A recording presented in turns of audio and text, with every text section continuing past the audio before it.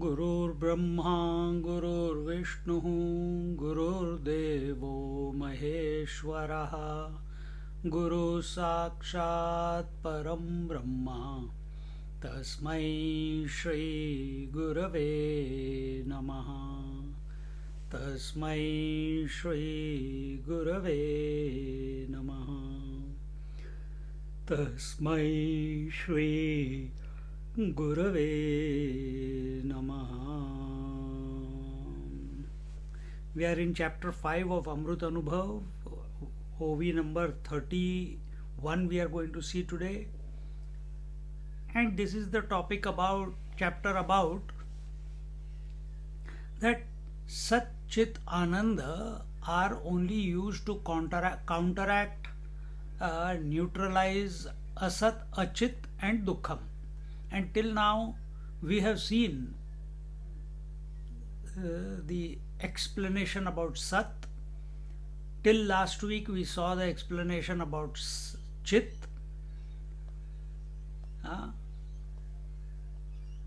Understand that reality cannot be called Satchidananda because nothing sticks to it. So where are these words Satchidananda? Only in the mind, only in the consciousness, in the relative consciousness. And relative consciousness, understand, is always relative itself, means there is two. See? And what is the two? Sat Asat. Just like Aham Idam, Sat Asat, Chit Achit. And now Anand and Dukkham. So now the third inquiry is going to begin with regards to Ananda. ऐसे यया सुखपणे नाही दुःख कीर होणे मा सुख हे गणने सुखासी काई. That bliss where there is no trace of misery, how can we call the bliss as bliss? Bliss, happiness, joy, it's only because we have an idea of misery, we have idea of suffering, and therefore we call it, we have coined a word called Ananda. So before I was not happy, now I am happy. Before I was miserable, now I am happy. Before I was troubled, now I am happy. Before my mind was confused, now it is not confused. So I am happy. But when there are no issues in the mind only, why there are no issues? Because there is no mind only.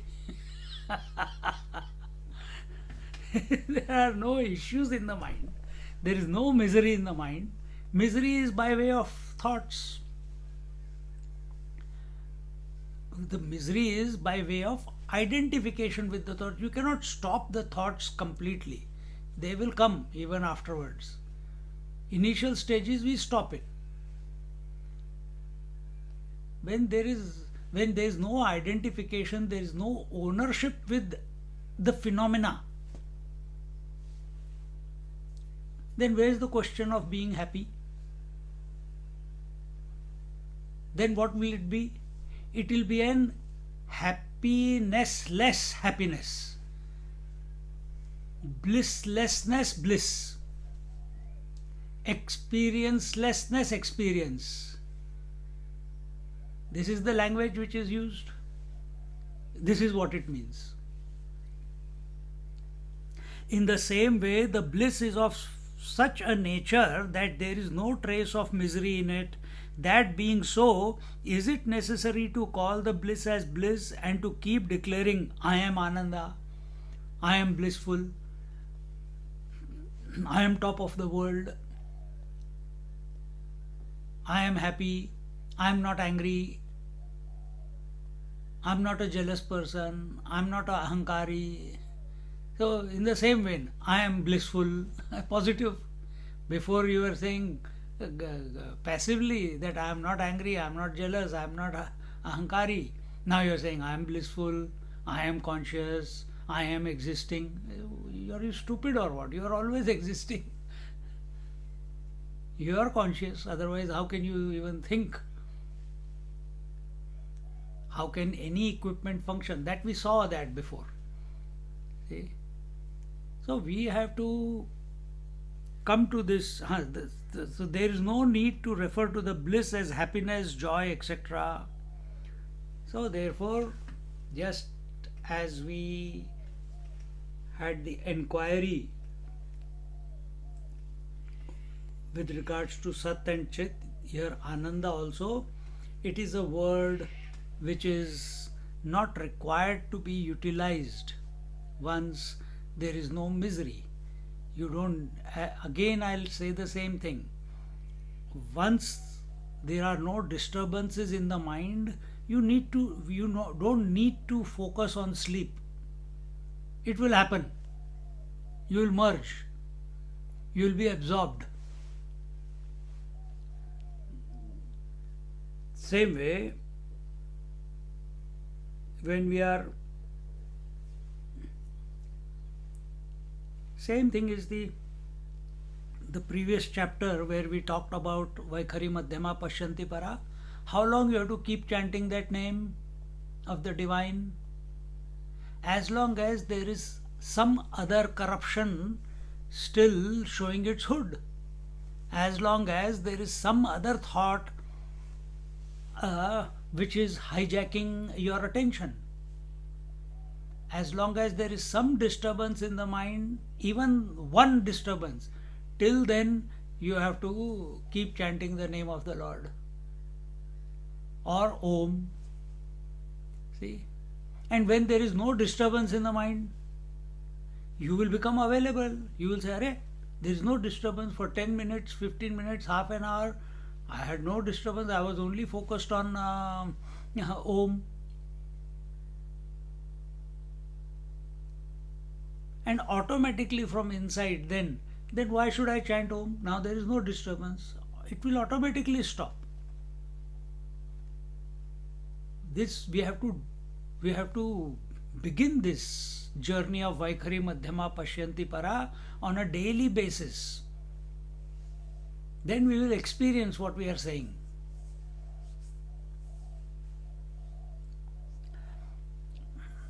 Same way, if there is no misery, then why to say that I am blissful? Having thus fully analyzed the three words, Sat, Chit and Ananda, their status is now concluded.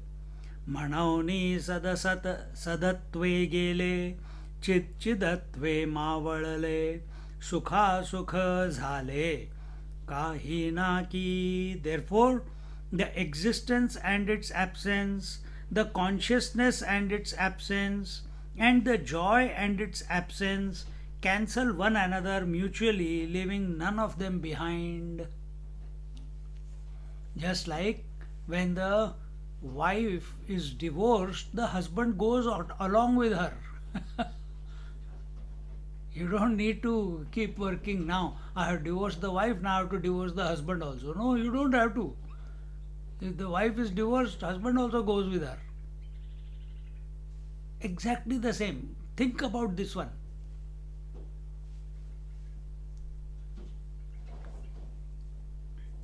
Therefore, existence has cancelled non-existence.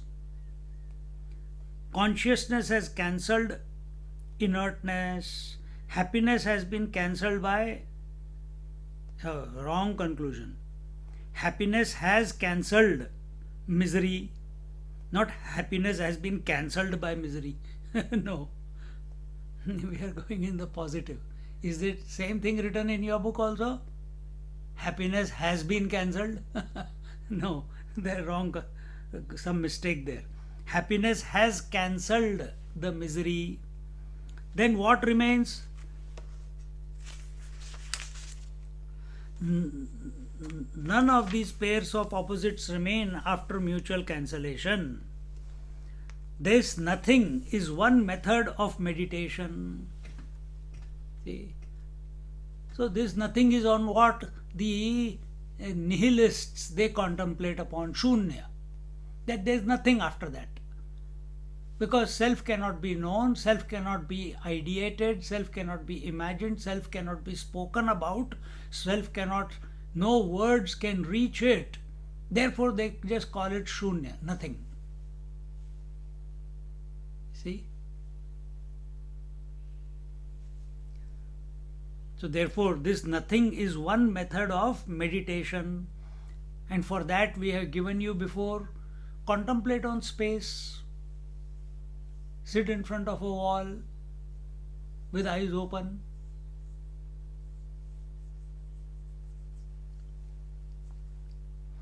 There are about 6 types of zeros or shunya which are recommended for contemplation. They are called urdhva, adaha, madhya, chaturtha, panchama and shata. Urdhva or supreme shunya or supreme non-existence is Shakti. So what is shunya? What are the Buddhists or and nihilists, what are they talking about when they say shunya shunya? It's the primordial matter. It is the avyakta. It is the unmanifest. And we have this philosophy is not there in Buddhism. This comes only in our Sanatana Dharma. What is that? That avyakta becomes manifest. The first manifestation is Sattva Rajas Tamas. Then comes the Hiranyagarbha, then comes the Virat Purush, then out of the Hiranyagarbha, the 5 elements in their subtle form, the 5 senses in the subtle form, the Mana Buddhi Chitta Hankar in the subtle form, all that is created. Then comes the Virat Purush. In the Virat Purush, Brahma, Vishnu, Mahesh are imagined, or they express out of him, just like out of the one me, Jagrat Swapna Sushupti is expressing every day. Because Jagrat Swapna Sushupti is expressing, have I become many? No.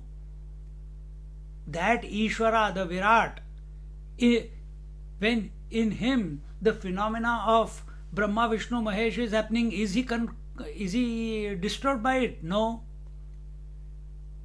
We should also not be disturbed by Jagrat Swapna Sushupti. That Supreme Person doesn't take that he is Brahma, he is Vishnu, he is only Vishnu, he is not Brahma and he is not Shiva. We are making that mistake that we are only waker. We are not the dreamer and we are not the sleeper. Because we have invested only in the waking. We have to give that equal status to all the 3. So either you remain awake in the other 2. Or if other 2 you are not too serious, then don't be serious about the waking also. Waking meaning all the waking experiences, the waking body, the waking relations, the waking whatever. But we have invested only in this. So if Ishvara, if he has to invest only in the Vishnu, which is the maintainer, the waker, the Sattvic, then what will Brahmaji and Shivji do? Exactly the same. This is the shortcoming in us in recognizing that we are none other than that infinite. We are living only selectively. Encompass everything. And how do you encompass? By contemplating on that which is encompassing everything. So either you contemplate on Ishvara or you contemplate on Shunya, Avyakta, Shakti. Because all the variety is only expression of her. See? Understand the principles. We get lost in emotions. We get lost in identification. We get where there is identification, ownership, value giving towards the changing, there will be only the rule of confusion. It will be the reign of confusion. Temporary understandings will come, but we again fall back into the same confusion state. So contemplate, think in this manner and come to a deep abidance that I am the unchanging one. The self is the unchanging one.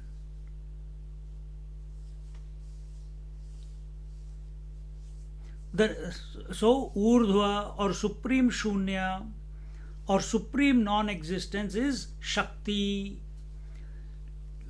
It is Shunya because there is no otherness in it.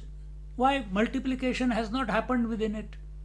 The Sattva, Rajas, Tamas have not expressed in it. It's absolutely calm. Just like your mind is absolutely calm when you are just become awake. There are no thoughts in it. But you have to catch that point.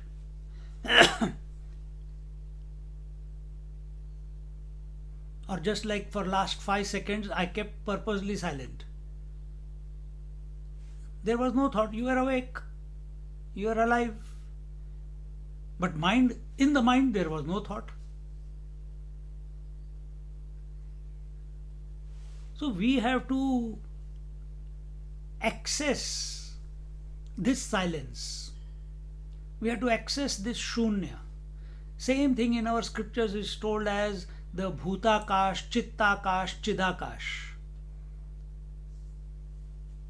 Come to that Chidakash. If not, at least come to Chittakash. If you come to Chittakash, automatically you will get transported to Chidakash. But instead of contemplating on Chittakash, we are contemplating on the thoughts. We are not contemplating on the Akash. What is the substratum of all the thoughts? What is that space in which all the thoughts are coming and going? What is accommodating all the thoughts? See, these are contemplations worthy of pursuing.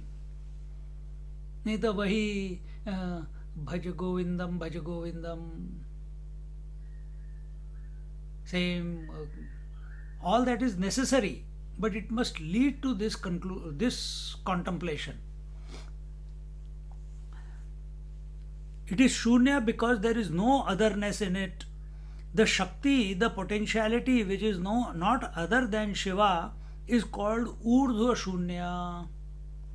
So that Shakti which is not other than Lord Shiva. So when it is Shunya, does she call herself Shunya? No. Does she call herself Shakti? No. She has got no identity apart from Lord Shiva. Oh, but we are talking about Shiva and Shakti. You are talking, they are not talking. Oh, but they say Shiva Shakti Samvad. The Yoga Sutra was given as Shiva Shakti Samvad. Ramayana was given, Tulsi Ramayana was given as Shiva Shakti Samvad. Vigyan Bhairav was given as Shiva Shakti Samvad. So who is giving this? Shiva is telling Lord to Shakti, she is sitting on his lap and he is giving her the knowledge. That is all for your benefit. It's like you reminding yourself, you alone are I, intellect, you alone are mind.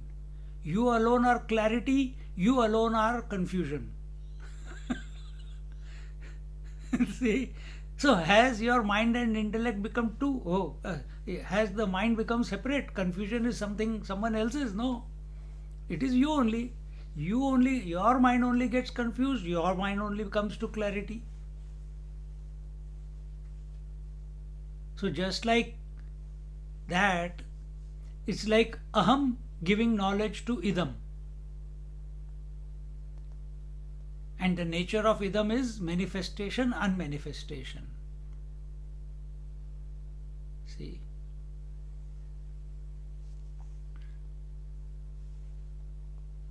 The Shakti, the potentiality which is not other than Shiva is called Urdhva Shunya. When Shakti is not there, she is at one ment with Lord Shiva. She is not manifesting.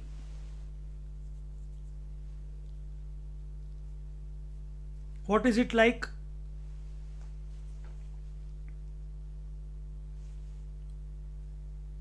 Think loudly. What will be when Shakti is not manifesting? When she is unmanifest? When there is no ripple of Sattva, Rajas, Tamas in her? When it is Shunya? What will be the situation like? Any example in this world?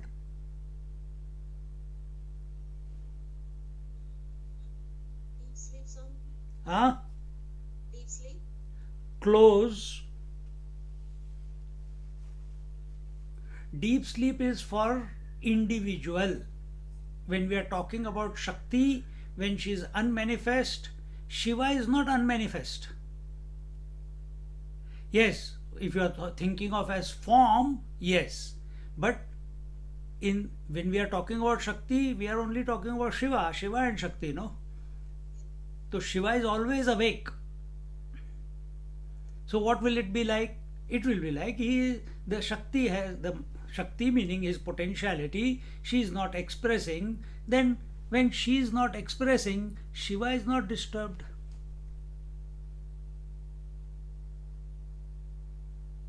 Then Shiva is not called. Well, we can take two standpoints.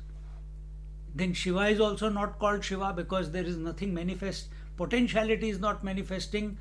Only with reference to potentiality you can call Shiva as Shiva, no? So then what will Shiva become? He will become Parabrahma, Paramatma. Paramashiva. Only when she expresses, then he is called as Shiva. When she expresses further, then he is called as Brahma, Vishnu, Mahesh. You understand? Yes, sir. Ah. So same state is in you also. What is your Shakti, your mind? When it becomes unmanifest, what is it called? Deep sleep state. Remain awake in the deep sleep state. Oh, I can't. Then practice. Practice. Vaikhari madhyama pashyanti para. And that state, when she is not she is unmanifest, it is available between two thoughts. See, we cannot, in Nirvikalpa Samadhi, we can stop. We go into we become so introverted that we become disidentified with the body, blah, blah, blah, blah, blah. And it's a samadhi. Meditation is the disease of the intellect. It's a disease. Vyadhi, Adhi and Samadhi. These are three diseases. Disease at the body level is called Vyadhi.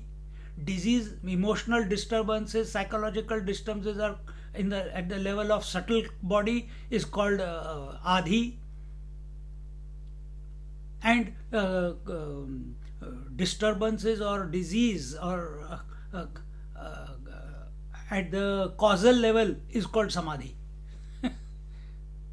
So it's a disease.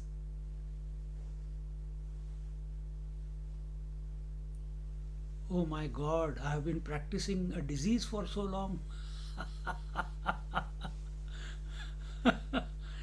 I'm not making it up, it is given.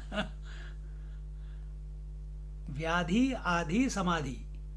Gross body, Vyadhi. The gross body disease is called Vyadhi. Subtle body disease called Adhi. Causal body disease is called Samadhi. So get out of it. Get out of it.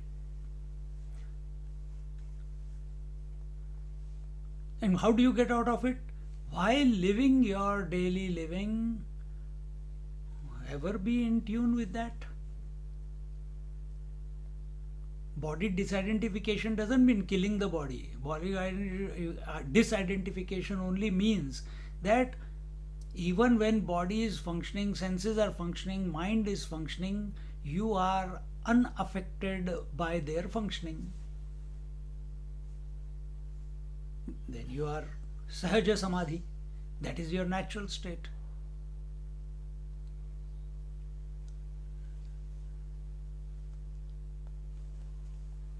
So first one was Urdhva Shunya.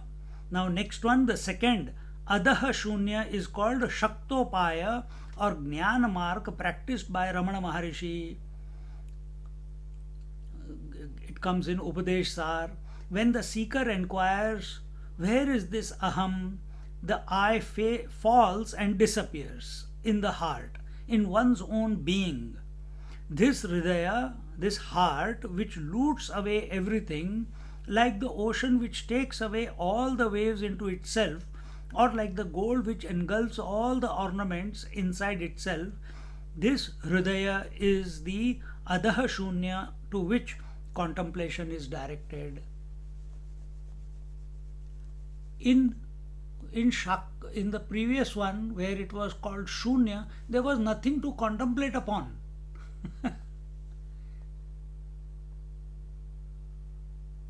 There is nothing to contemplate upon.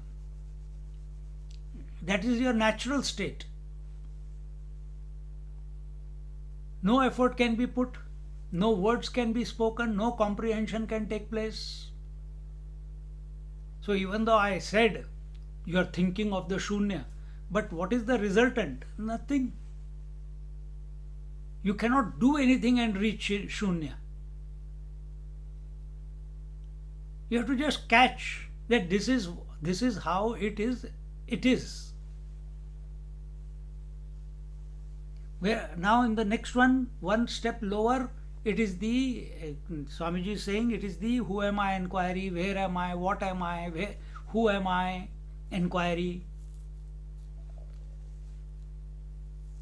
And in that process of inquiry, when you are undisturbed by idam and are focused on aham exclusively, just as Bhagavan says, Ananyas chintayanto mam ye jana paryupasade.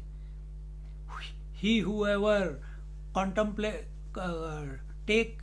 gives his mind exclusively to me, contemplates exclusively on me, exclusively. So here we are exclusively, without any distraction, contemplating on the I. Where is this I? Where is... Naturally, to come to the real I, first you have to come to the thought I. And that is the process of Vaikhari Madhyama Pashyanti Para. So first we have to come to the thought I. To do that, we have to give up all the other thoughts in the mind.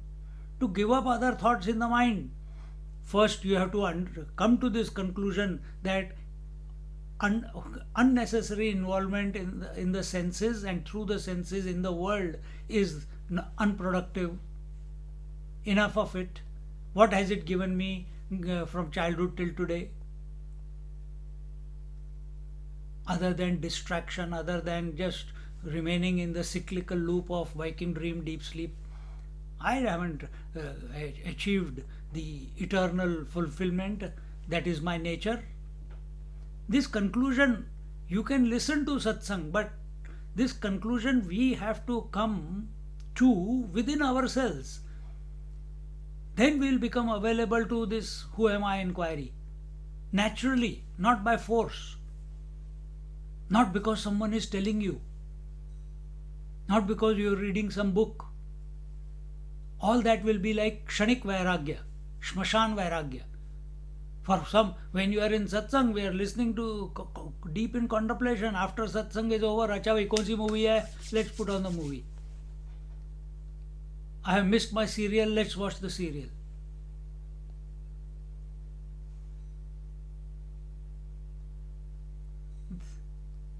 This intensity of awareness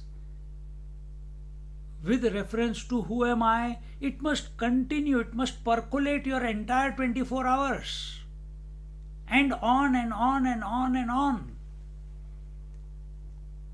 And that is why satsang is coming every second day to you.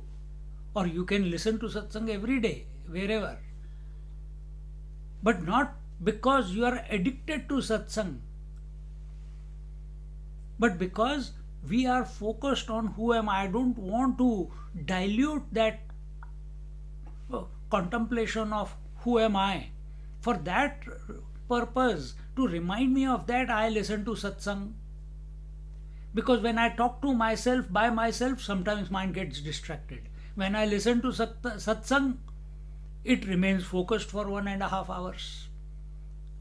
Because every second line is taking me back to the self, to the inquiry. Which, left alone by myself, sometimes, majority of the times, one is not able to do it if you are not prepared. Or it takes you to sleep, or it takes you to samadhi. We have to avoid all that. Enough of samadhi. 5-10 minutes is okay. If you are doing it more than half an hour, 1 hour every day, it's an addiction. It is an escapism from inquiry. And inquiry is what? The who am I inquiry leads to what? What is that place where the I is? When we inquire into the I vanishes. And here it says that, where is this aham? The I falls. When you inquire into the I, the status of the I, the position of the I, it vanishes. Just like the thought of sleep vanishes when there is nothing else in the mind, the who am I inquiry is also for the same purpose. It's a counteraction to all other thoughts in the mind.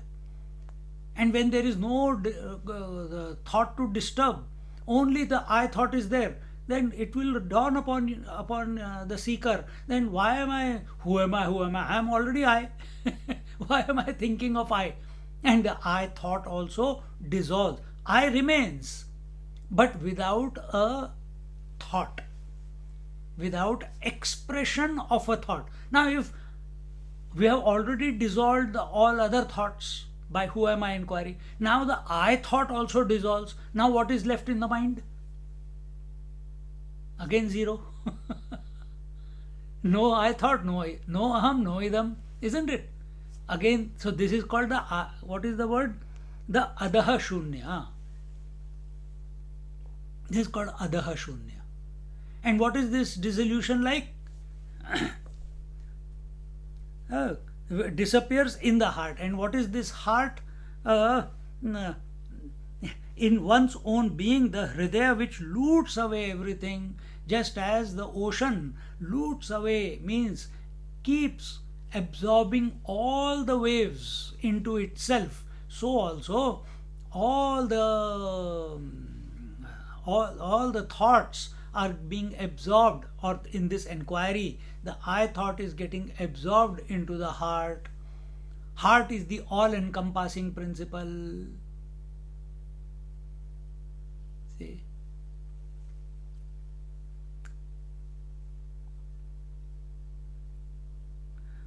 Like the ocean which takes away all the waves into itself.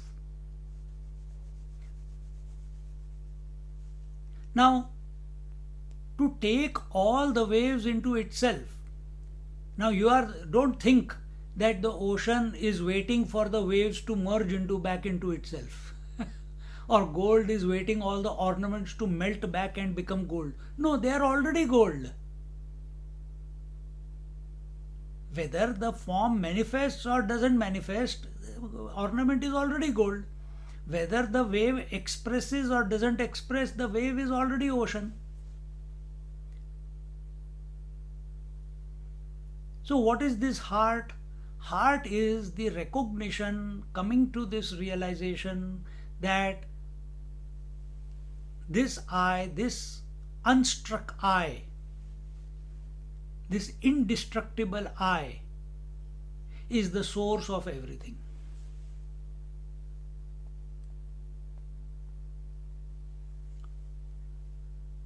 And this cannot be worked out in the mind.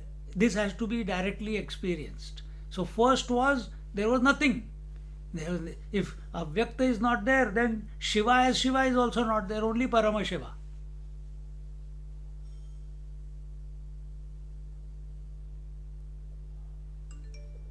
Next stage, if we want to put it that way, the way I'm going to put it now, if Shakti is saying what is my source, what is my source, or Aham is saying what is my source, what is my source, Aham is a thought, and Aham vanishes and it comes to the totality. What is totality? What is ocean? Ishvara. So when it comes to the Ishvara, everything is, this is the heart.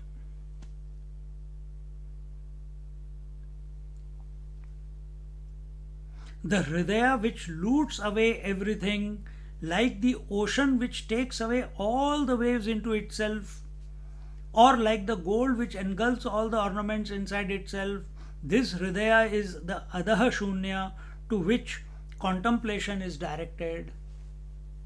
Now don't take, according to scriptures, heart is the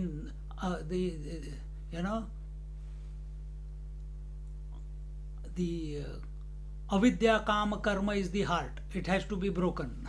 Not that way. It is the Ramana Maharishi's heart. He gives it a location just right hand side of 1 centimeter or 1 inch on the side of the sternum. There is a lymphatic node or something like that there. Some people say different ways. But again we are going into science. Here it is not about science. Here it is about realizing you are the source. Does Parama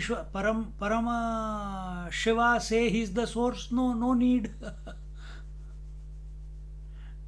Because there is nothing other than him. What about Shiva and Shakti?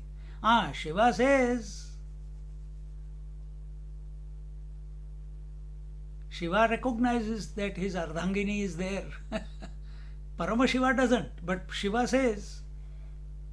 So water does not say there is ocean or wave, but ocean says all waves are in me, I am in all the waves. Therefore, he is the causal, he is the source.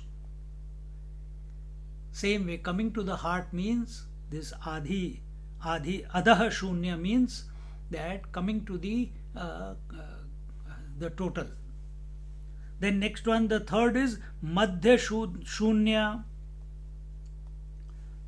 Madhya Shunya, the three techniques of Dharana, Dhyan and Samadhi are used to fix the mind so that the limitations of time, space and object may be transcended.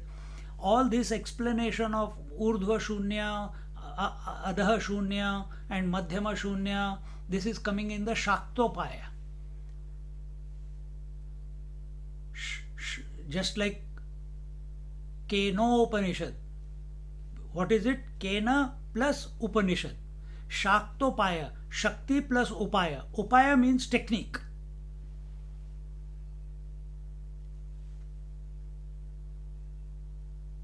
Remember, in the beginning of this text, we talked about Shambhavopaya and Shaktopaya.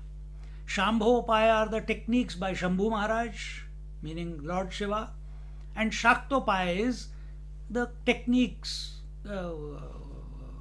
methodologies given by the Shakti herself.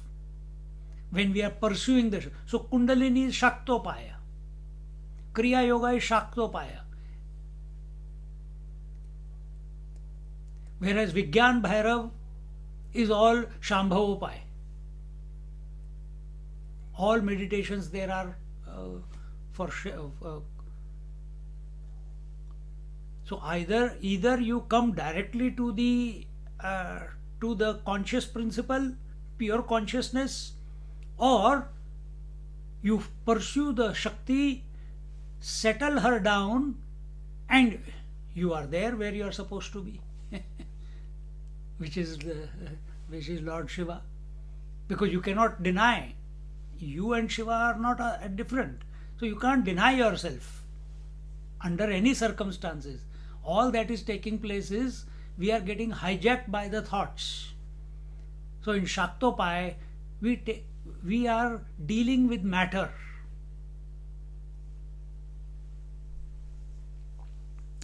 So the third, Madhya Shunya, the three techniques of Dharana, Dhyan, Samadhi.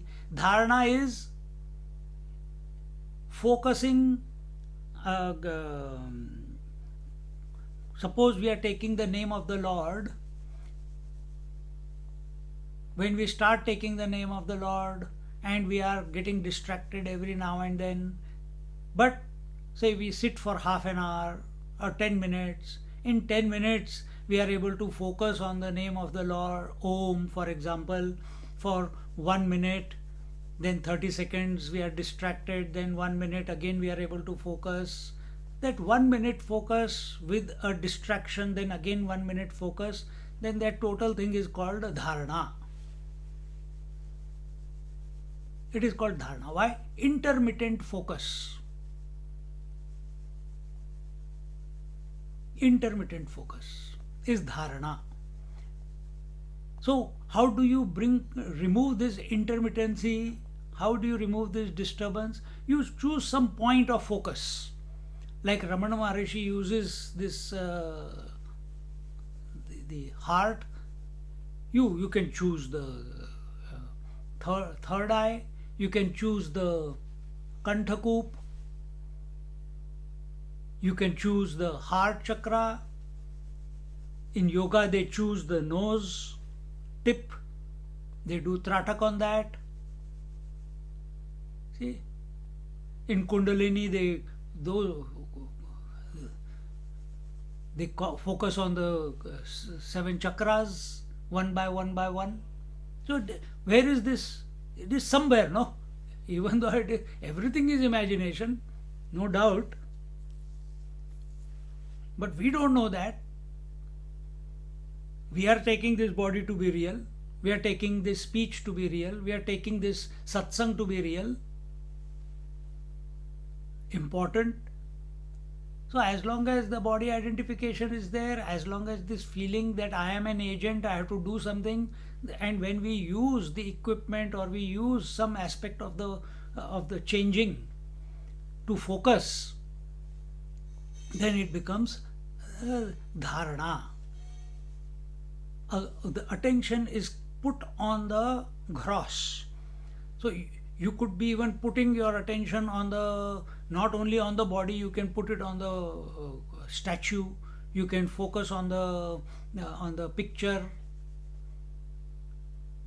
so that your eyes don't waver, that your mind remains concentrated, and it invokes the focus, the love, the faith, because you have faith in that picture, you have faith in that statue of the Lord. And why you are invoking that feeling of surrender and bhav towards that statue? Because your pursuit is of happiness. Your pursuit is of wanting to know yourself completely, and you understand that this mind is a bit disturbed, and it only by way of focus I can go beyond it. So you focus. Then second one, when the focus becomes longer and longer, the disturbances become less and less. So now instead of 1 minute focus and half a minute disturbance, then a 1 minute focus and half a minute disturbance. Now 5 minute focus and half a minute disturbance, again 5 minute focus and half a minute disturbance, again 5 minute focus and half a minute disturbance. That 5 minutes continuous application towards the picture, statue, thought, imagination, point in the body, whatever it is called dhyana. Undisturbed focus is called dhyana.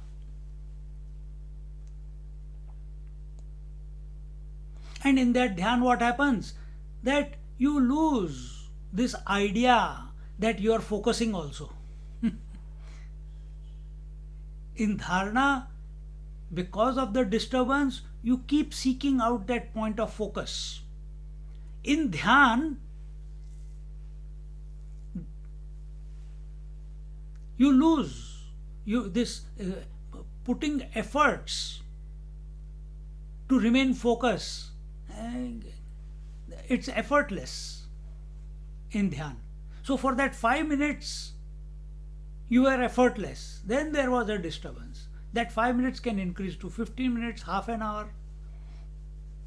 Just like you focus on the sleep, initially it is disturbance, so you keep focusing on sleep. Eventually you sleep, suddenly you vanish for 5-6 hours.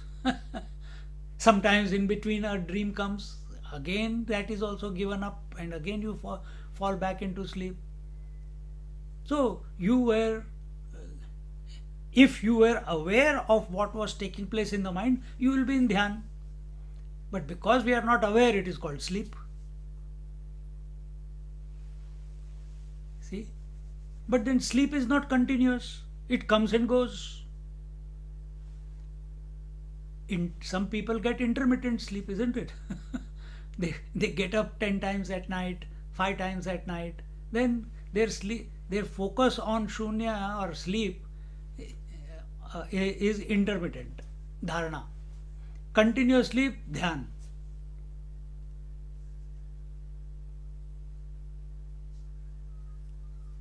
See?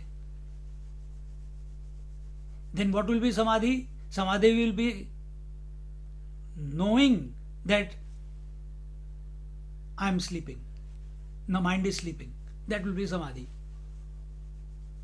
Knowing the mind is sleeping. The knower is still there.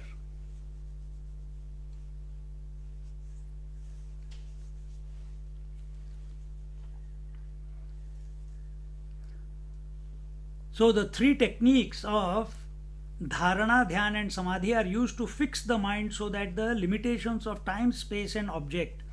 Time with respect to dharana, when it is of short duration, the focus is short duration, it is called dharana. Intermittent duration, dharana. Continuous duration for a long period, dhyan. Then automatically you move from so dharana means I was able to focus for 1 minute. But when you come to dhyan, your attention is not on how long you were able to focus, how long you were able to remain in that space of communion with the mantra or whatever the focus was on.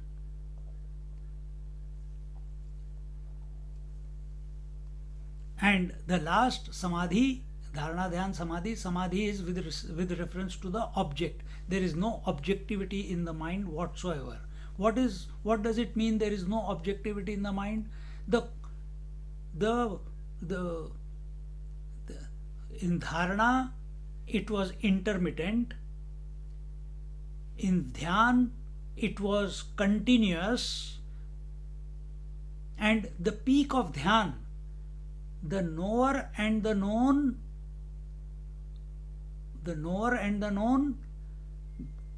maintaining the distance but remaining focused. The knower and known are still separate. There are no disturbances whatsoever, but the duality is still maintained in dhyan. And that results, and the higher the goal, the higher the devotion, the higher the faith, the higher the surrender, to that extent the ecstasy and horripulations and bliss expresses, and that also becomes an addiction. But when the knower and known merge,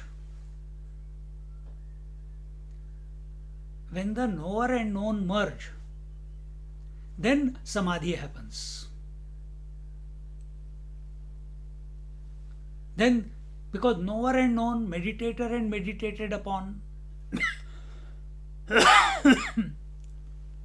they are both in the mind only. I am meditating on something, on mantra for example. But when the gap between the meditator and the meditated upon, the mantra, there is no gap between it, then samadhi ensues.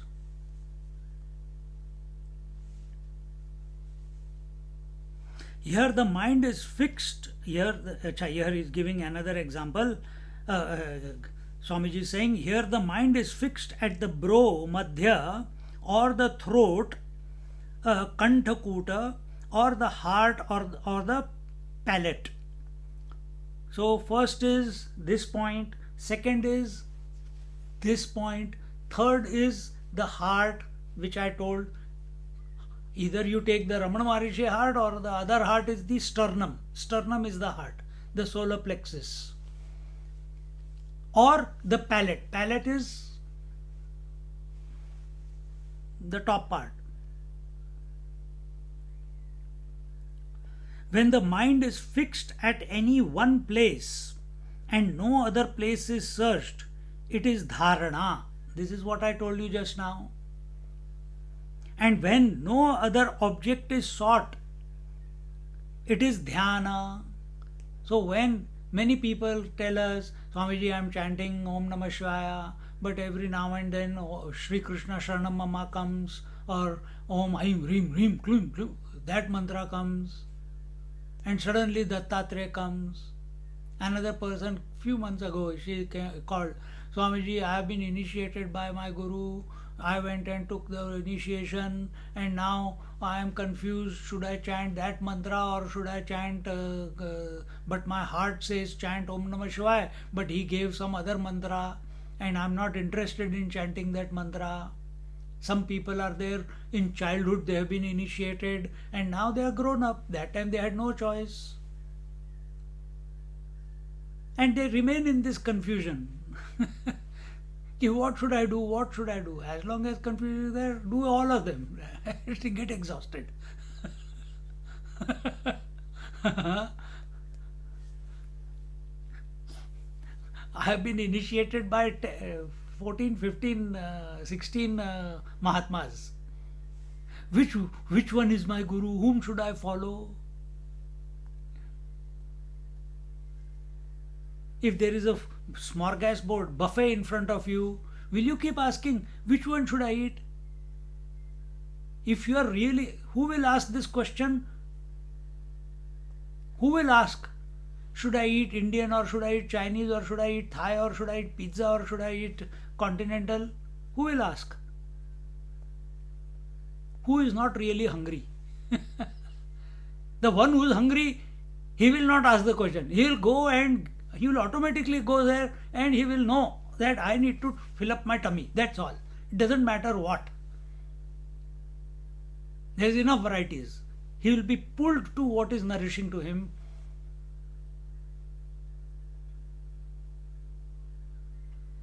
So choices are lazy man's approach. When we are focused, then there are no choices. Because we are hungry. If we are really hungry for salvation, realization, to know ourselves who we essentially are, who am I? then you will not go and ask every Mahatma, please tell me what should I do, please tell me what should I do, please tell me what should I do, and get thoroughly confused afterwards.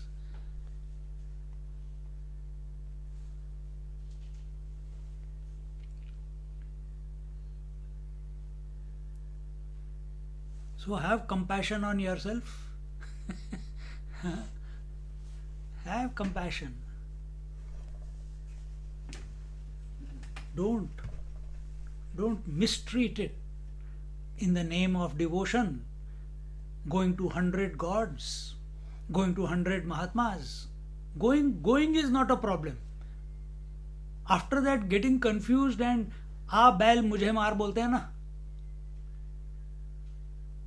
hitting the pickaxe on your own foot. Someone came and told me, Swamiji, I am going here and here. I said, your choice. No. Then they called me for bhiksha. And they have known me for a long time and were a very sincere inquirer. And that person is Shakta Upasaka, meaning she follows the goddess. Her problem is, why do I have to think of Shiva when goddess is there? If you don't understand this topic that we are doing, you will be always between Shakti versus Shiva. We are not here for verses. We are here to see that they are one and the same. And unless and until you don't accept that Shakti is the potentiality of the Shiva, the maximum you will come to is the Shunya. Vedanta takes you beyond that. Remember this.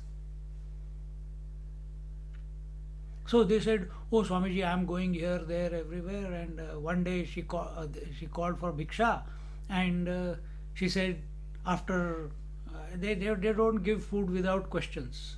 So husband and wife both questioning me, grilling me. मैंने कहा पहले खाना खिला दिया, अच्छा, thank God I had my bhiksha first, and then 2 hours they were going, and then it came out of her mouth, Swamiji, I have made this person my guru. I said, Dhanyo. You have made, yes, I went and I got initiated and I got the mantra. I said, good.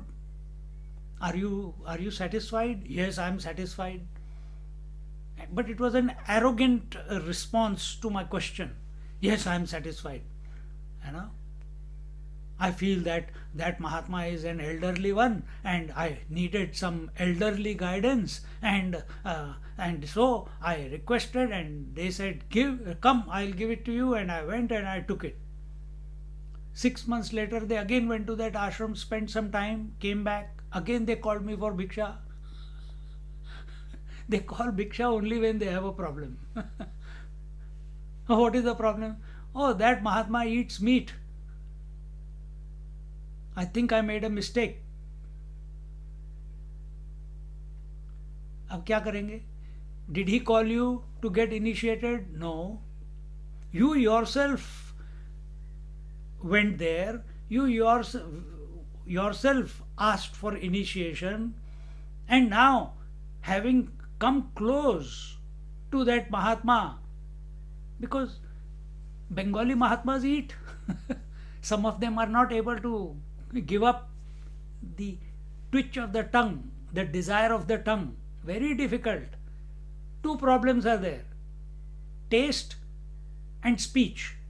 It is 2 in 1 problem here with the tongue. The most difficult to conquer. And you will see in Bengali Mahatmas, if they are not, they may be very well established,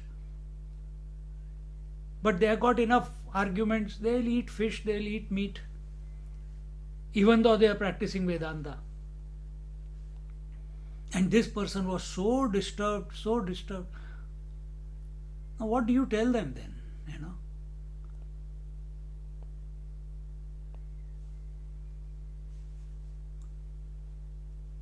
Then in the end, I have to tell, the Guru is inside you, not outside.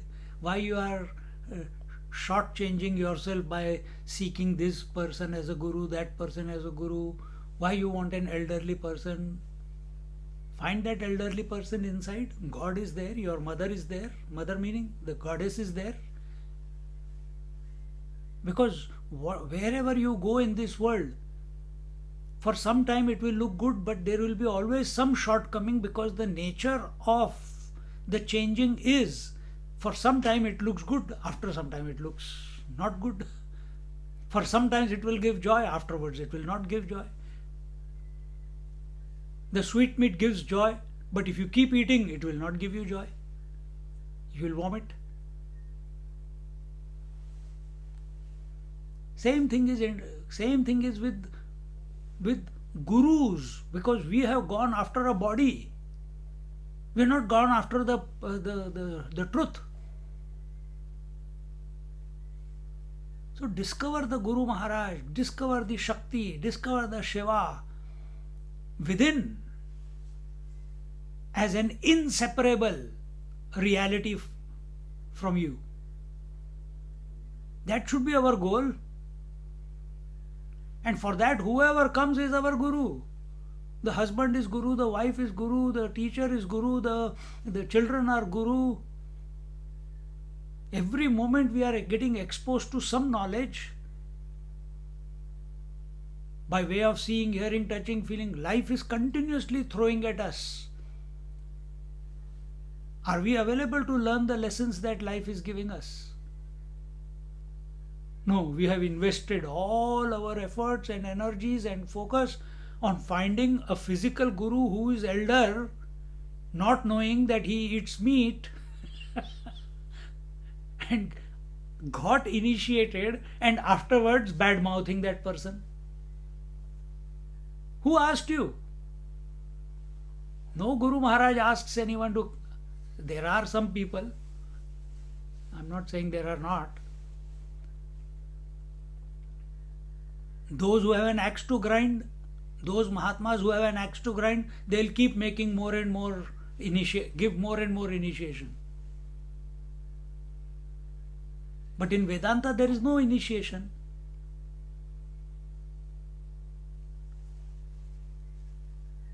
This satsang itself is, if you can't catch this, then and after that you want some particular mantra, get out.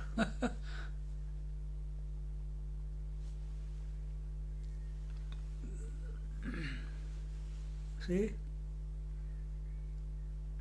When the mind is fixed at any one place and no other place is searched, it is called dharana. And when no other object is sought, it is dhyana. Now our mind is not wavering to do this mantra or that mantra or this mantra or that mantra. It's focused on one. Om, Om, Om. No distraction, no guilt that I did not chant the childhood mantra, I did not chant that Mahatma's mantra, I did not chant that Mahatma's mantra. I have done this particular mantra for 20 years and now I'm chanting Om. Why am I feeling like chanting Om? Why am I not chanting? No doubts, no confusions.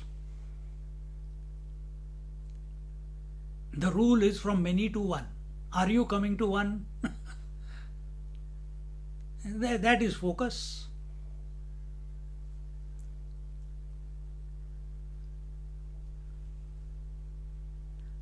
It is dhyana, and dhyana for a long period of time is called a samadhi.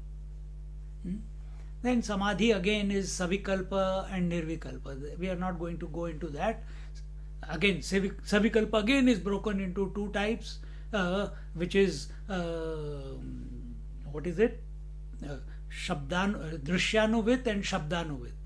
Focusing on some form for a long period of time, that is samadhi with a form. Then even the form drops away, then the mantra remains. Focusing on one mantra for a long period of time without any disturbance, that is Shabdanu with Savikalpa Samadhi, which is called Samadhi with a thought of sound, meaning a mantra. Before it was a thought of form. Form is expression of Agni Tattva. Sound, mantra, word, Om is the expression of the Akasha Tattva. Space is subtler than fire.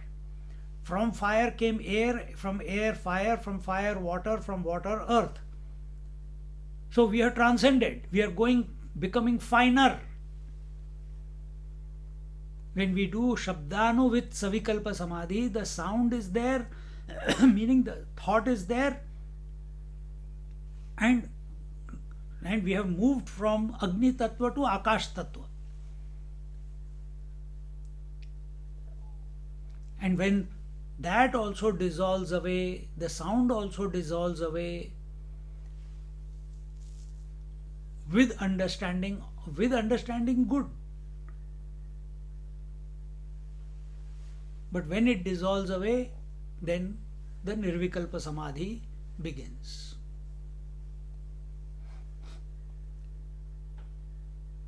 If with understanding all this what we are seeing, stop contemplating upon, with this understanding, if that sound dissolves away, then it will lead to Sahaja Samadhi. If it dissolves away without understanding, what is not understanding? Just like the waking dissolves away without understanding, you go into sleep. When you have remained awake without understanding and the mind has dissolved away, it leads to Samadhi. Don't think Samadhi is an intelligent proposition. No. When you have not understood the mechanics, as a result of Kriya,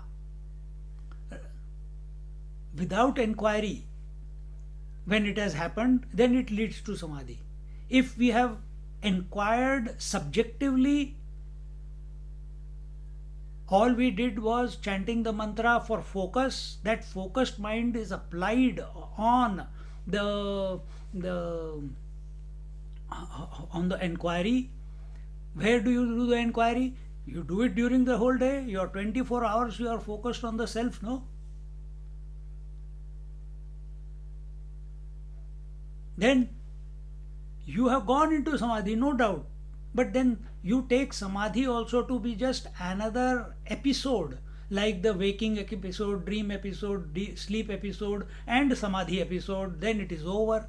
Whether these four come and go, it does not matter to you, because now you are established in the truth. Establishment in the truth cannot happen through Kriya, cannot happen through activity, cannot happen through karma. It has to happen through knowledge, and knowledge can be practiced only in the waking state, and therefore mantra has to be chanted only in the waking state. If it goes into the mind, Madhyama, no, pull yourself out and keep chanting loudly. Otherwise, somewhere, just like sometimes imaginations come, sometimes imaginations go. Then sometimes the mantra will come, sometimes the mantra will go, you don't even know it, and you think you have been in meditation. Always remain in the waking. Don't get addicted to chanting in the mind, and don't get addicted to not chanting at all, which is silence. Silence must be practiced even while activity is going on. In the waking, the silence must be practiced. We must be awake. You are listening to silence, listen, no problems. Close your eyes, but you must remain awake.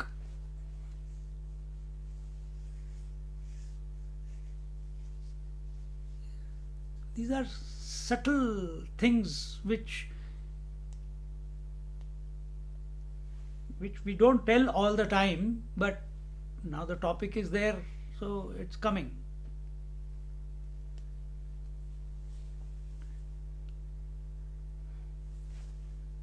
What's the time? It's called Samadhi. The fourth or Chaturtha means fourth. The fourth or Chaturtha Shunya is contemplation on Vyapini Shakti, the Pranava. So in the previous one, I'm probably mixing the two, because I talked about chanting the mantra and all that. So here it is going into Samadhi. Samadhi is the Shunya at the individual level. Samadhi, Nirvikalpa Samadhi, is the Shunya at the individual level. Just like deep sleep is an ignorant Shunya, you don't know that you are sleeping.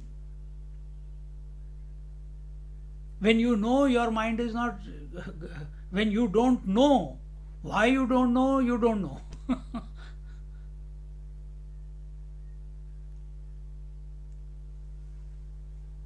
That is Samadhi. So you know you are, but who you are, what is your potential, what is your expanse, all this is not known. All this is not known. So how did you come to yourself? Oh, you took some support and kept focusing on, and eventually the mind dissolved temporarily or for some period of time, and in that you are there. You are there doing what? Nothing. Samadhi is also a memory. Remember this. Just as waking is a memory, dream is a memory, sleep is a memory, Samadhi is also a memory. It is not realization. Wow, you never said that before. It was not required.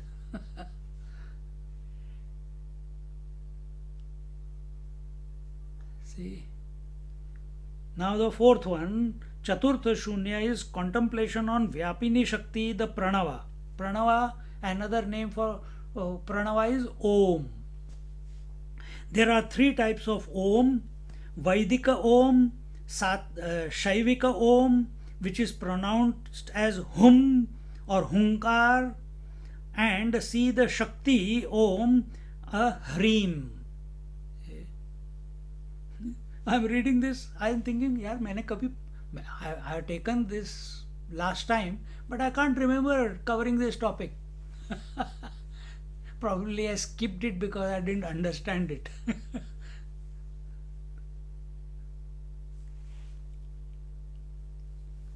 अभी एकदम सब clear है. वैदिक ओम, शैविक ओम. So Vaidika Om is our Om. Om. Shaivika Om is Hum. And Shakta Om is Hrim.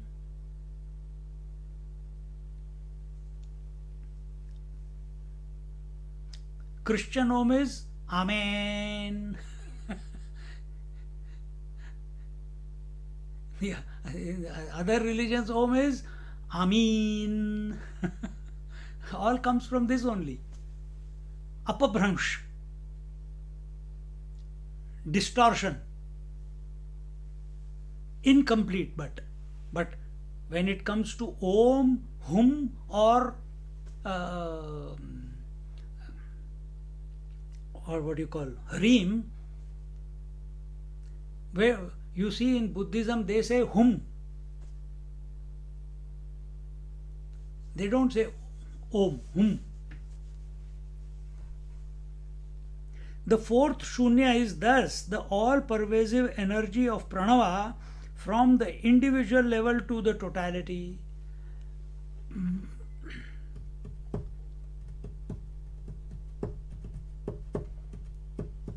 So what is the Shunya?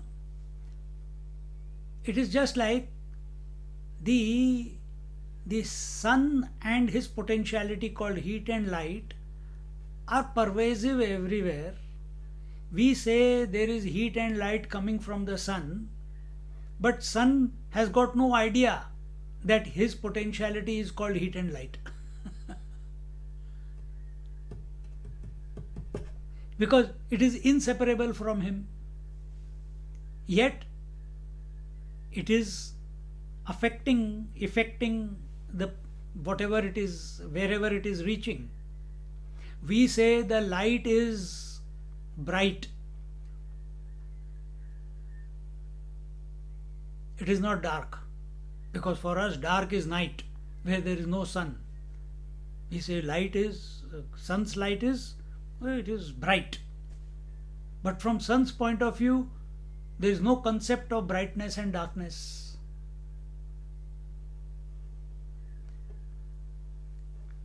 Similarly, here the vibration of the Om or the pervasive energy of Pranava. Then how do you invoke this? You chant loudly. Vaikhari, not mentally, loudly, slowly.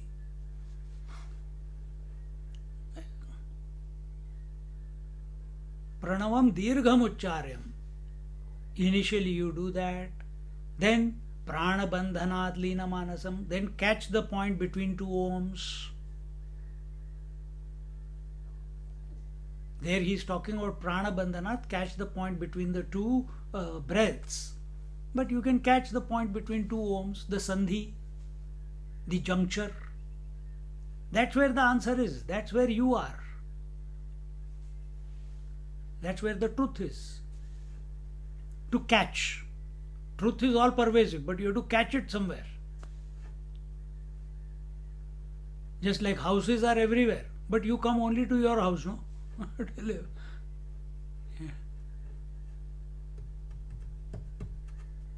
So you can focus on anywhere in the body, but then we are told to focus only on the third eye or only in the Kantkup or only in the heart. Why don't you focus on your toe? Why don't you focus on your knee? Why don't you focus on your anus? Why don't you focus on your hair? Because it will not give you the result that you require. Those are not the trigger points. Till you reach the all-encompassing disposition.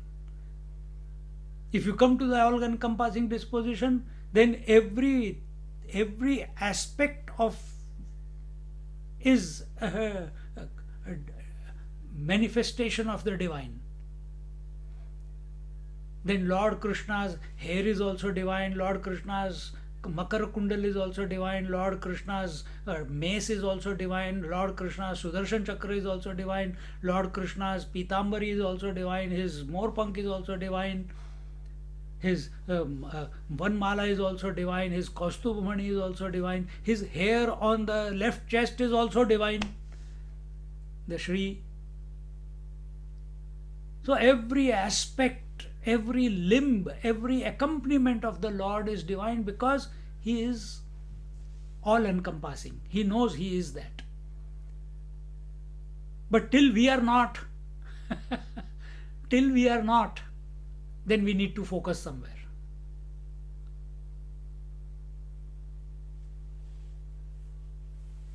Till we, because there the possibility of expansion, the possibility of focus, the possibility of purification is, that is the doorway. That is the doorway.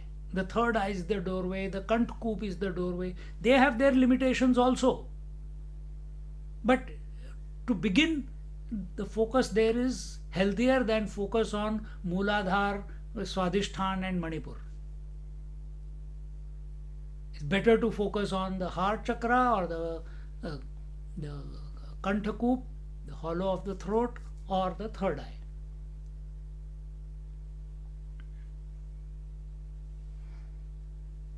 So this pervasive energy of the pranava, it pervades from the individual level to the totality, meaning the totality and the individuality are made out of, are coming out of this Om alone.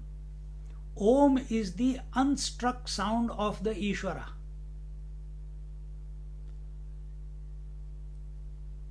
Om is the unstruck sound, unspoken sound. It is the natural. Out of that came the vowels and the consonants. Out of that came the, when you join vowels and consonants or consonants and vowels, then you can say Brahma, then you can say Shiva, then you can say Vishnu, then you can say whatever. So it is the pranava, the Om, the unstruck sound is pervading the entire creation. And entire creation means two levels.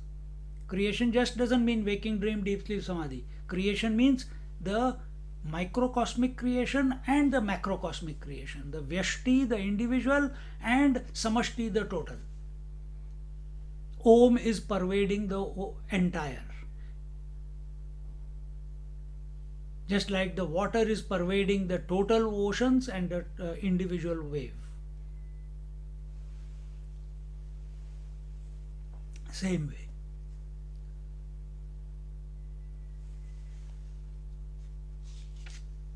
The fifth, the Panchama Shunya or Samana, is a little lower stage of energy of the pranava where the mind is still alive and is kept under control.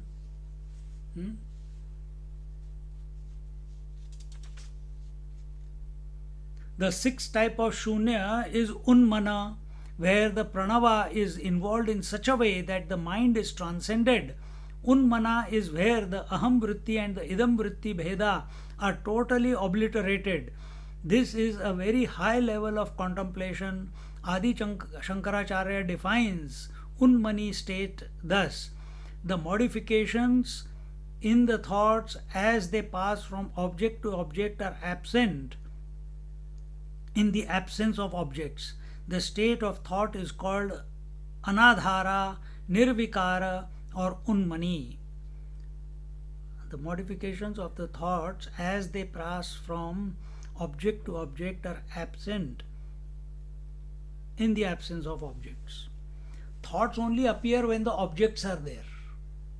And for a thought to appear, there has to be the aham and idam as thoughts. When the thought itself is absent, then as they pass from object to, the thought is moving from one object to the other object, just like your vision is going from one object to the other object, to the next person to the next person.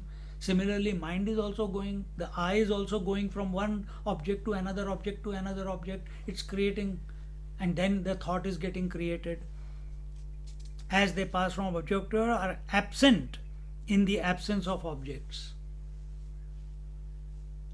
This will become the Unmani Avastha, or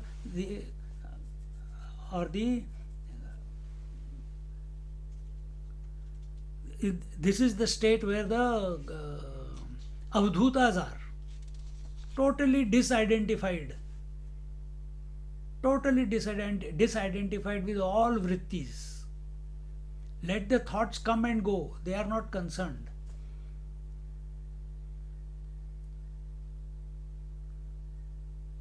Just like,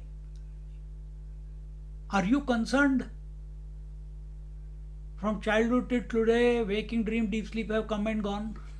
Are you disturbed by that phenomena? When you take ownership of waking, then disturbance comes. But if you take the position, yeah, true, I know, these three have come and gone for the entire lifespan of mine. I'm not disturbed by their coming and going. Can you remain in that disposition where you are not disturbed completely? Which means you have to disidentify from the waking also.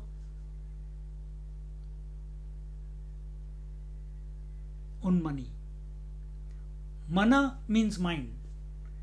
Unmana means transcending the mind. Unmana means transcending the mind. Conditional, unconditional. There also unconditional. Somewhere in the world they must be saying, Scottish may be saying unconditional. So money, unmoney, or unmoney. If you say unconditional, then unmoney. Unconditional, unmoney. With no limitations of the mind.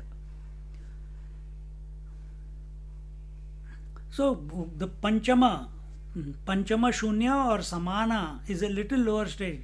Samana means what? Where there is equanimity.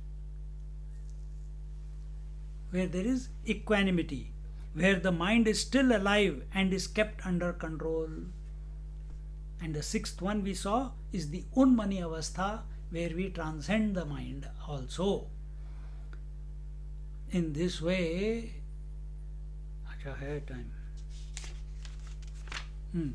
in this way, the different methods of contemplation of dhyana dharana are based on these six shunyas or zeros, One method is to focus the attention on the silence between two chantings of any mantra of one's choice. So when I was telling you about the Om, I said put your attention between the two Oms. Where is it beginning from? Where is it starting from? Concluding in? What is that space? What is that substratum? What is that basis?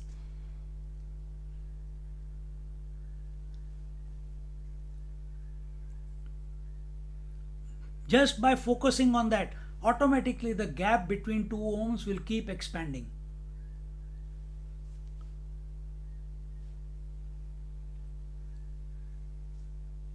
The sound of the word, say Hari Om, begins from silence and subsides in silence. Sound has meaning only against the backdrop of silence. This you understand, I believe. So in these OVs, when it is said that the Sat has cancelled out Asat, Chit has cancelled out Achit, etc., it means that this absolute silence, this Shunyata, has been attained. That silence, which is the birthplace of all sound, viz. Akasha, and of all the progeny of space, namely air, fire, water, earth, and then of all creation. That has been, you have come to that. Then you have come to that Shunya. Shunya is the womb of all possibilities. Shunya is the womb of all creation.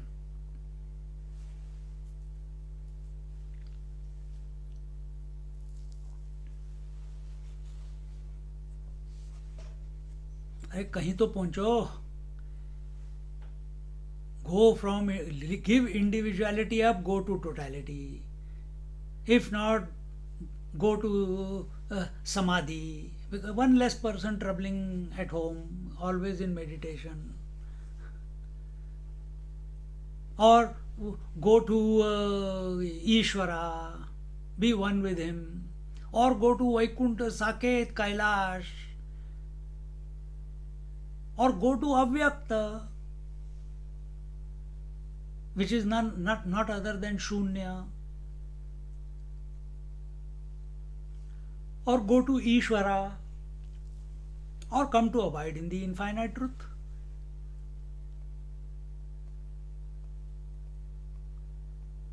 पर शुरू तो करो.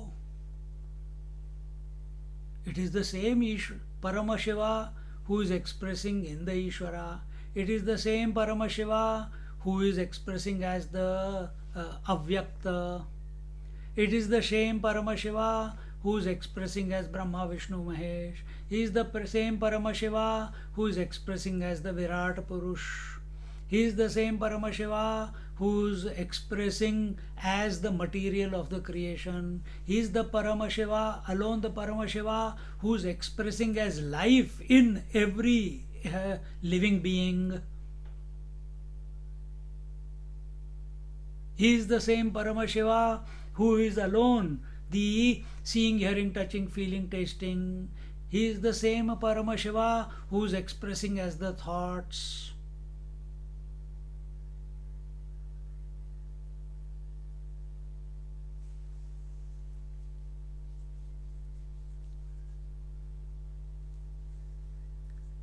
If you have come to this realization, then you have completely de-shrinked yourself.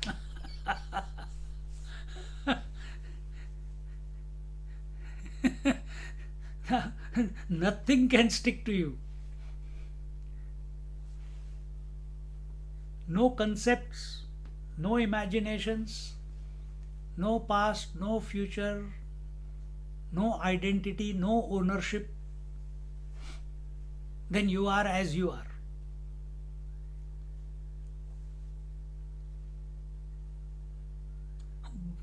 We must be fired to explore this. तब तो मजा आएगा जीने का. फिर जीने का मजा आएगा.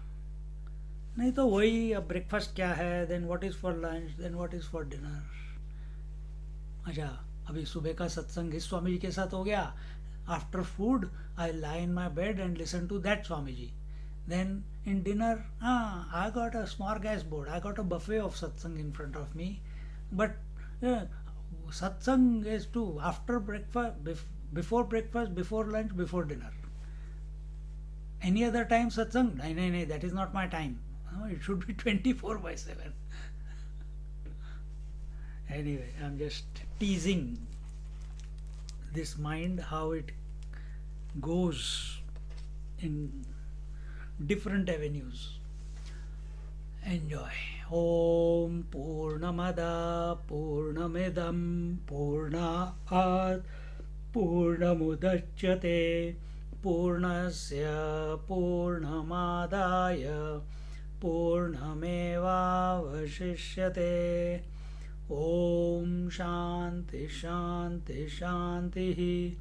Harihi Om Shri Gurubhyo Namaha.